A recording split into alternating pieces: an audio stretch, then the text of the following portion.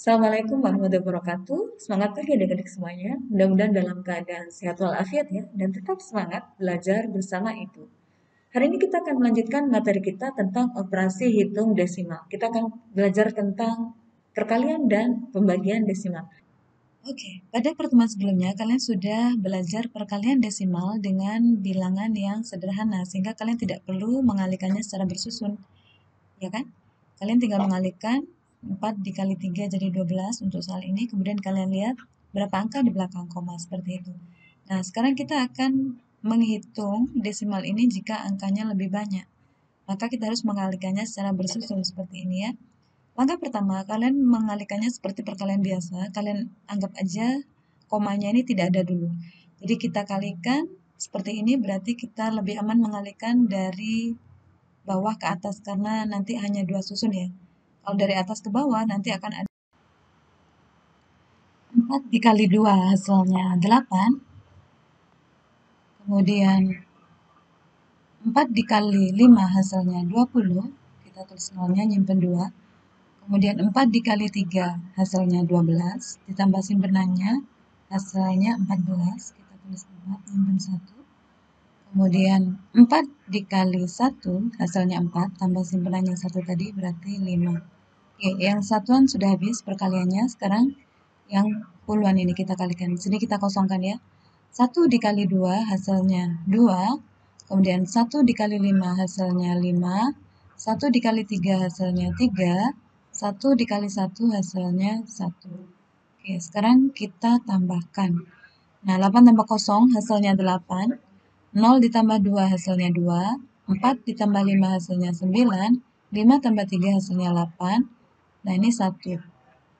Tambah 0 atasnya ya. Nah, kita lihat ada satu angka di belakang koma. Untuk yang atas ini nggak ada. Berarti hasilnya itu akan kita kasih satu angka di belakang koma. Begini. Ini hasilnya. Nah, ini juga sama. Baik, ini kita kalikan seperti perkalian biasa ya. Dianggap komanya nggak ada dulu. Berarti langsung aja. Ini dari bawah ke atas. Kan nanti hanya dua susun. 4 kali 2 berapa? 8 ya. Kemudian 4 kali 1, 4. 4 kali 1 lagi 4. Ini sudah habis. Ini sudah habis. Sekarang ganti yang ini. 4 kali 1. 1 dikali 2. 2. 1 dikali 1. 1. 1 dikali 1. 1. Oke. Ya, ini kita kosongkan ya. Setelah itu ditambah. 8 ditambah 0, 8. 4 tambah 2, 6. 4 tambah 1, 5. Kemudian ini 1. Kita lihat pada soal tadi, bilangan di belakang komanya ada berapa? Ini 1, di sini 1, berarti ada 2. Berarti hasilnya pun ada 2 angka di belakang koma. Sudah selesai. Sekarang kita akan belajar yang pembagian. Nah, pembagian seperti ini, kita bisa menggunakan cara yang bervariasi ya. Misalnya ini saya menggunakan cara yang seperti kalian pernah pelajari ini, dibagi 4 per 10. Gini ya, karena satu angka di belakang koma. Kemudian kita jadikan perkalian, maka ini dibalik. 10 per 4. Nah, kalian lihat antara 16 dan 4 ini sama-sama bisa dibagi 4. 4 dibagi 4, 1. Kemudian 16 dibagi 4 adalah 4. Nah, sehingga sisanya tinggal 4 dikali 10. Hasilnya adalah 40. Nah, cara yang kedua bisa lebih cepat, misalnya seperti ini, 16 dibagi 0,4. Nah, ini kan ada satu angka di belakang koma. Kita untuk menghilangkan satu angka di belakang koma ini, kita bisa kalikan 10. Nah, kalau bawah kita kali 10, atas kita kali 10 juga. Mengapa? Karena 10 per 10 ini adalah 1 ya. Jadi tidak mengubah yang di depan, tapi kita bisa mengerjakannya dengan benar. Oke, sekarang 16 dikali 10 berapa? 160. 0,4 dikali 10 hasilnya adalah 4. Nah, sekarang, oke, selanjutnya 160 dibagi 4. Nah, ini kalau kita lihat ya, 16 dibagi 4 itu kan 4. Ini ada 01 berarti hasilnya 40. Nah, sama ya. Nah, yang ini kalian bisa mengerjakannya dengan cara yang kalian sukai. Misalnya, sekarang saya mengerjakannya dengan 16 per 10 seperti cara yang ke-1 ya. Kemudian dibagi 2 per, ini ada 2 angka di belakang koma, berarti 2 per 100. Nah, kemudian ini kita jadikan perkalian, nanti ini kita balik. Berarti ini 100 per 2. Ini tetap yang depan ya, 16 per 10. Nah, kita lihat, ini bisa kita coretkan. Oke. Kemudian ini 16 dengan 2 ini bisa kita bagikan. 16 dibagi 2, hasilnya adalah berapa? 8. Oke.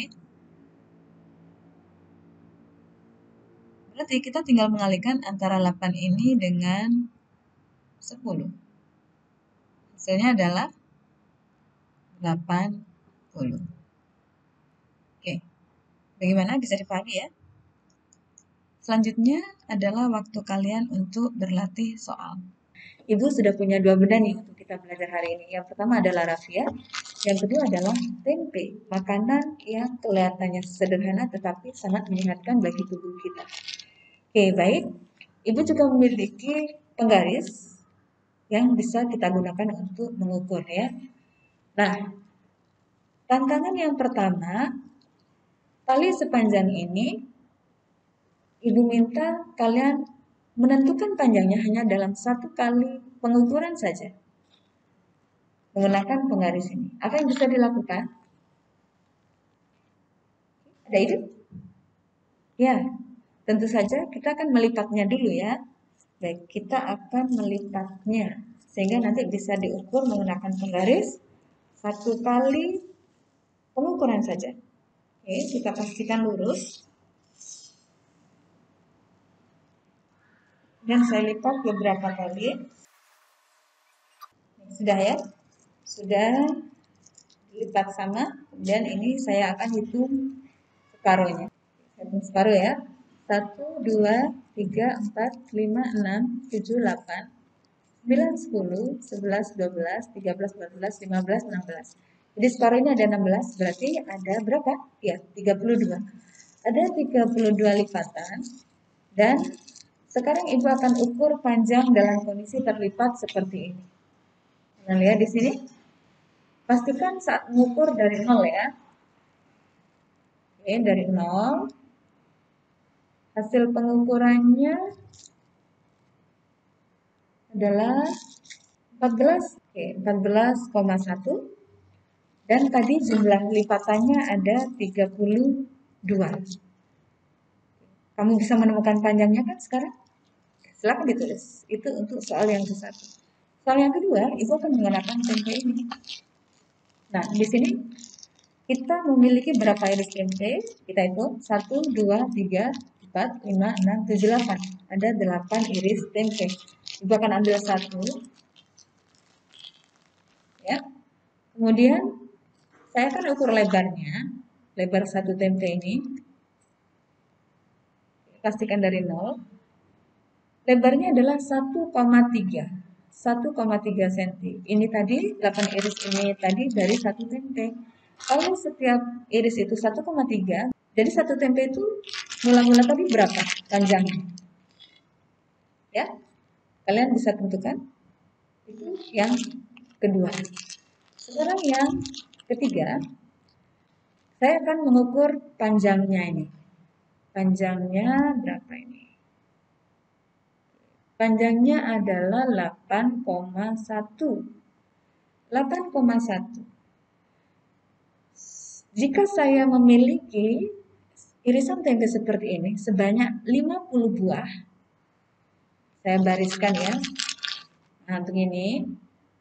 Dan saya bariskan lagi.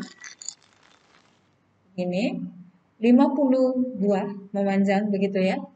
Berapakah panjang keseluruhannya? Kamu tidak perlu membeli tempenya, kemudian memotongnya dan membuktikan berapa panjangnya ya. Cukup kalian hitung.